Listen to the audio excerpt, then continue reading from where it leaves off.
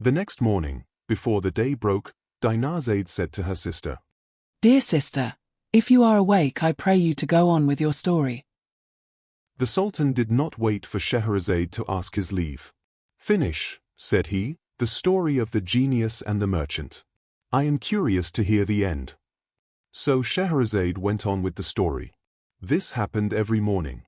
The Sultana told a story, and the Sultan let her live to finish it. When the merchant saw that the genius was determined to cut off his head, he said, "One word more, I entreat you.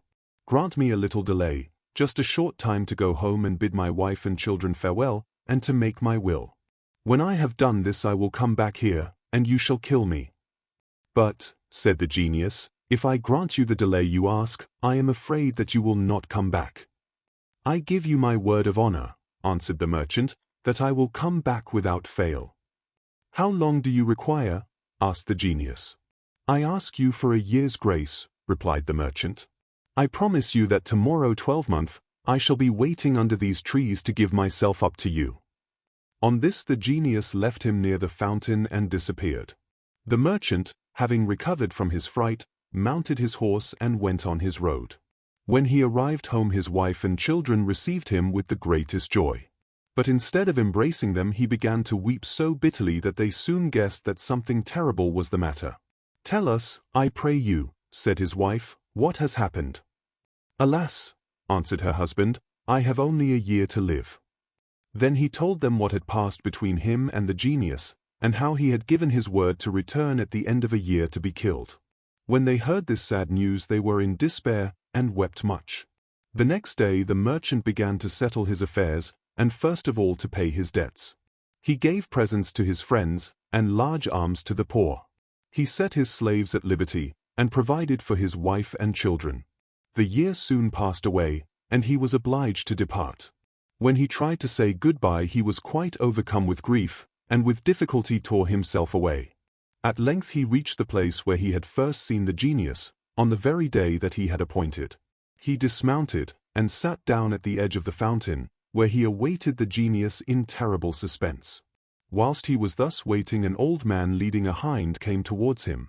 They greeted one another, and then the old man said to him, "May I ask, brother, what brought you to this desert place, where there are so many evil genii about? To see these beautiful trees one would imagine it was inhabited, but it is a dangerous place to stop long in." The merchant told the old man why he was obliged to come there.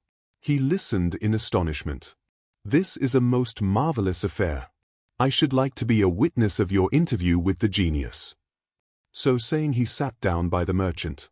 While they were talking another old man came up, followed by 2 black dogs.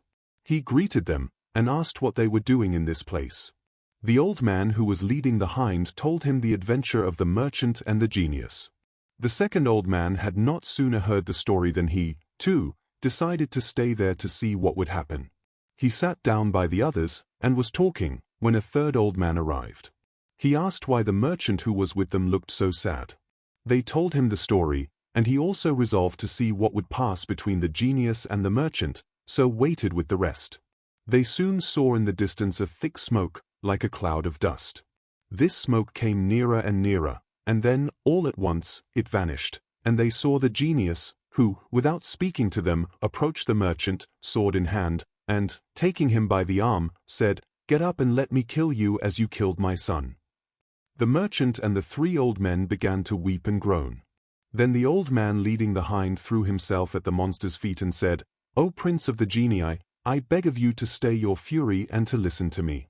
I am going to tell you my story and that of the hind I have with me, and if you find it more marvelous than that of the merchant whom you are about to kill, I hope that you will do away with a third part of his punishment." The genius considered some time, and then he said, "Very well, I agree to this."